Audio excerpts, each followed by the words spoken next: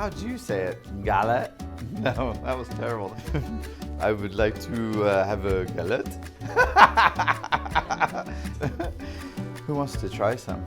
Good afternoon, everybody. My name is James Bridges. I am one of the lead bakers at Haymarket by Ashbourne Farms in Louisville, Kentucky. I am out here in sunny Southern California, and we are going to make some galette dough today. Galette is a French pastry. It's very similar to a pie dough, except it is baked without a pie tin.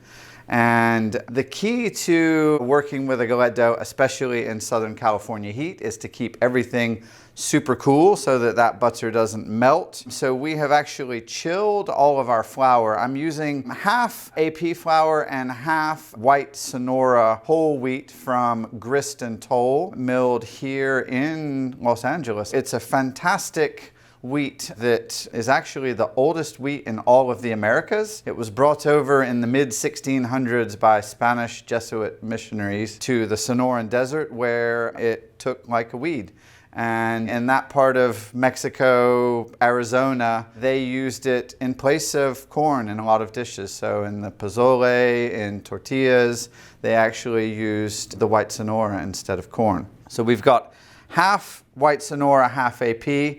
We've got an enormous amount of butter that we're going to incorporate. That we have chopped up nice and small, and then we've popped it in the freezer to keep it cold. This is actually a sourdough pastry, so we've got discard from the sourdough starter. It has been fermenting overnight and all day today. We've got a little bit of salt and sugar to add to it, and then we've got a little bit of extra water as well that we're going to add if we need it. So the first thing that I'm going to do is I'm going to add the salt and sugar to the dough.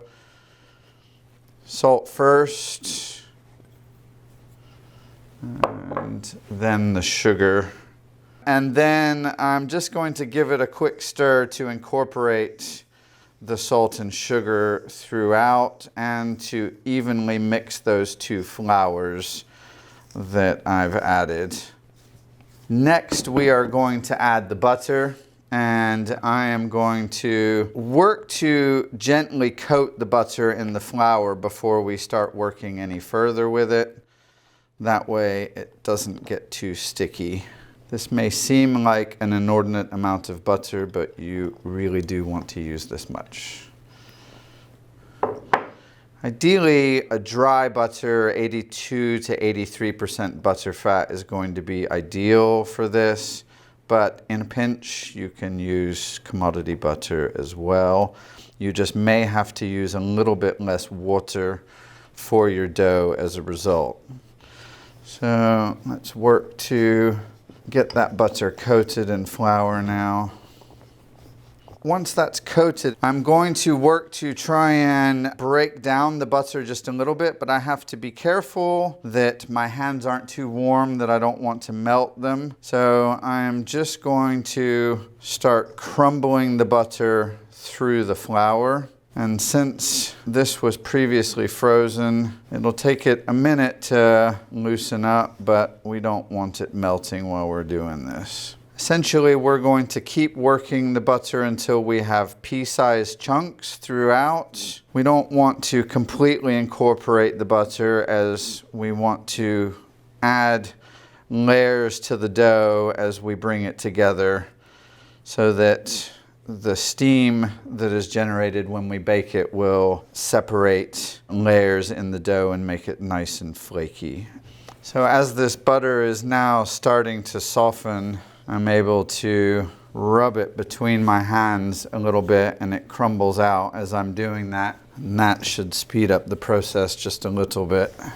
So I'm just about done incorporating this butter, getting it into pea-sized pieces. If you have a large enough stand mixer, you can do this using the paddle attachment, and it will do it for you in the space of just a couple of minutes. You can also use one of those hand dough blenders to cut the butter through it, and that will save a little bit of elbow grease that I'm expending. But I think that we're ready now to add the sourdough discard to it.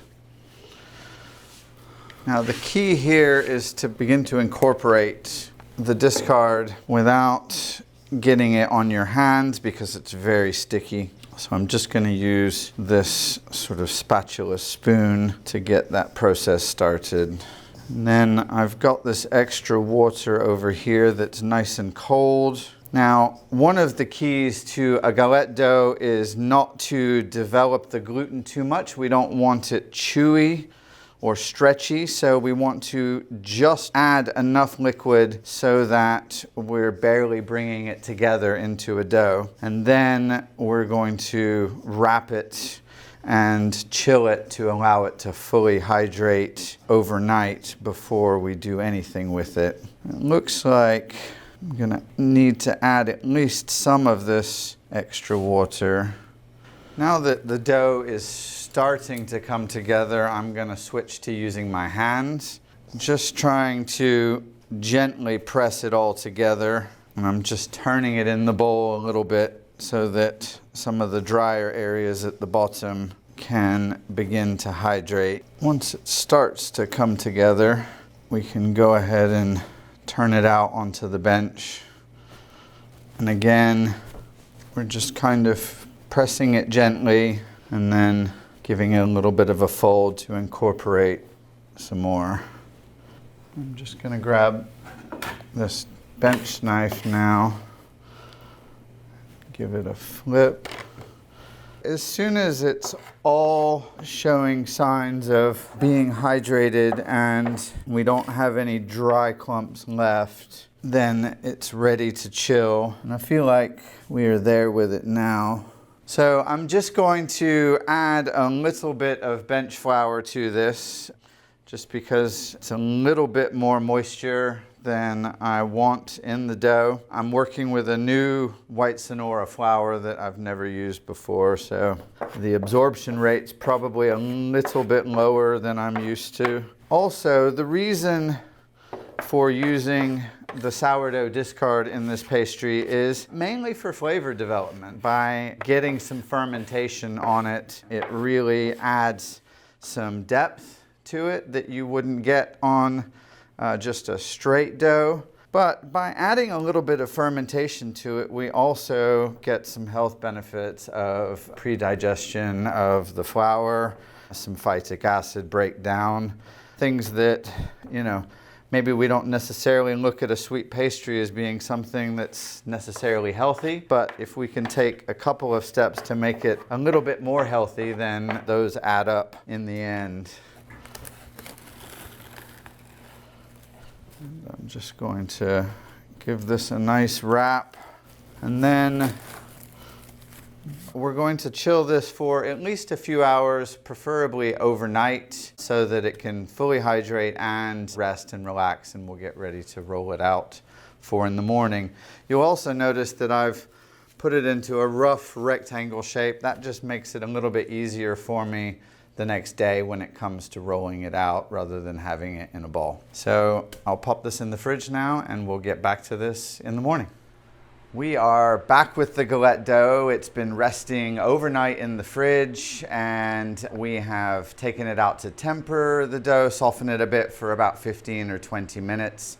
And now we're gonna roll it out, and I'm going to gently start pressing down with the rolling pin just to kind of evenly begin to stretch it out. And then I'm just gonna flip, a little bit more dusting flour.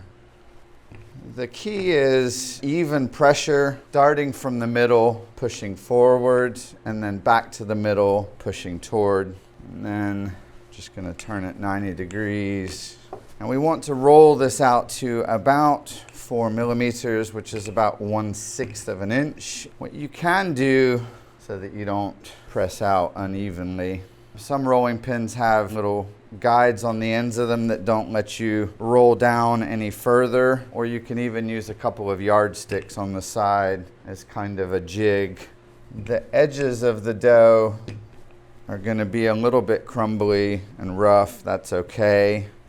This is a really flaky pastry that is very short in terms of the amount of butter in it.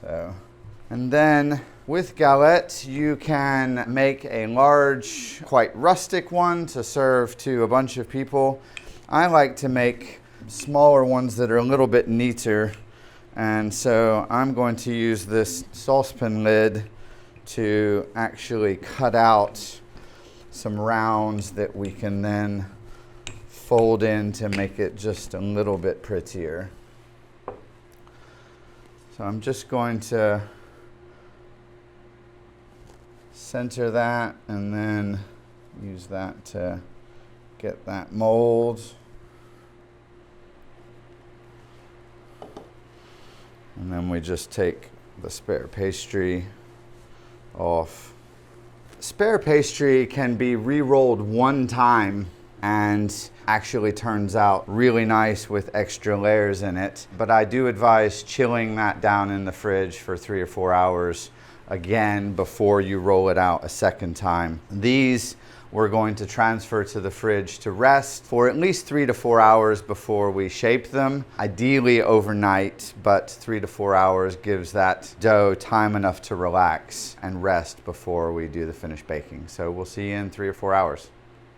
For the crumble topping that we're going to use on the galettes, I thought it would be nice to mill some wheat that I've picked up here locally. This is a Yacora Rojo wheat grown here in California, and we're just going to go ahead and mill it right before making that crumble topping.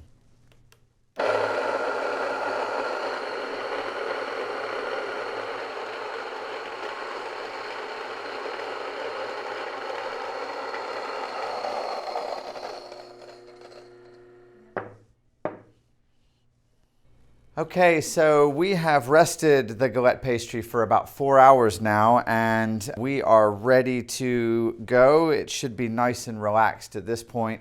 It's been chilling in the fridge, and I've just taken it out a few minutes ago. It's starting to temper. We want it just a little bit soft so that it's pliable for folding it, but we don't want it to get too warm that the butter starts to melt. So for the build here, I've got some cardamom spiced crumble here. We used that freshly milled Yacora Rojo wheat for this, some rolled oats, demerara sugar, cardamom seed, and some butter. So that was all just blitzed up together in the food processor. And I'm just gonna put down a little bed of this crumble topping. And then, since we're heading into autumn, we've got some pears here. This is a crisp pear similar to like a Danjou or even an Asian pear. So in that kind of ilk. And I'm just going to lay these across the center in a nice little fan. Okay, now we are also going to add pomegranate seed to this, but we're going to wait until after it's baked for that. So for the galette shaping, what we're going to do is a sort of accordion fan fold all the way around. So I'm just going to lift up here and I'm going to tuck like that. And we want to actually fold it up over the topping so that it's going to hold that in as it bakes. And then we're just going to pinch down where we've got this overlap here so that it holds in place. So we'll do that one more time. I'm folding over and then sort of doing a little crimp over there with my other hand. And we're going to end up with a hexagonal shape when we're done.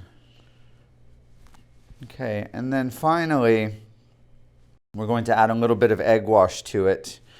And then I'm just going to sprinkle a little bit of demerara sugar onto the crust so that that's going to crisp up while it bakes. Now, as it bakes, it should bloom a little bit in the oven, so it's not going to be so compressed, but it will be almost sort of boat-shaped when it's finished.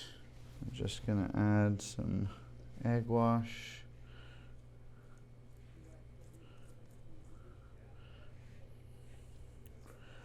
Now I'm not going to bake these right away because we want to chill the dough again before it's baked. And since that butter is starting to soften and the dough is quite pliable, we want to allow it to firm up a little bit more. And we want it to relax in this shape so that it doesn't spring open too much. So just a little bit of a sprinkle of that demerara sugar.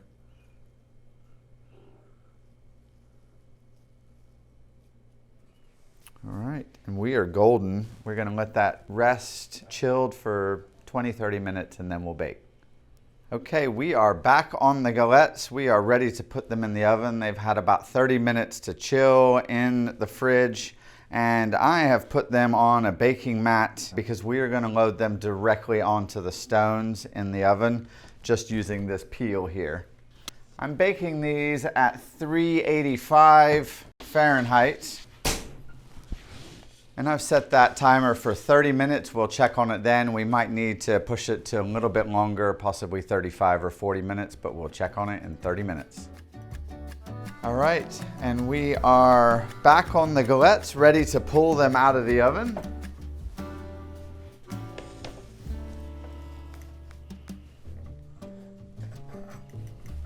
And we are going to garnish with some fresh pomegranate seeds.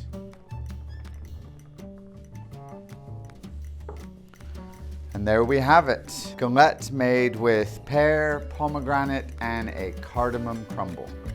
It is time to cut into one of these galettes. Now, one of the things that I recommend for a galette like this is either some whipped cream or, for a Brit like me, just some heavy pouring cream on top of it. But we are going to just try it as it is.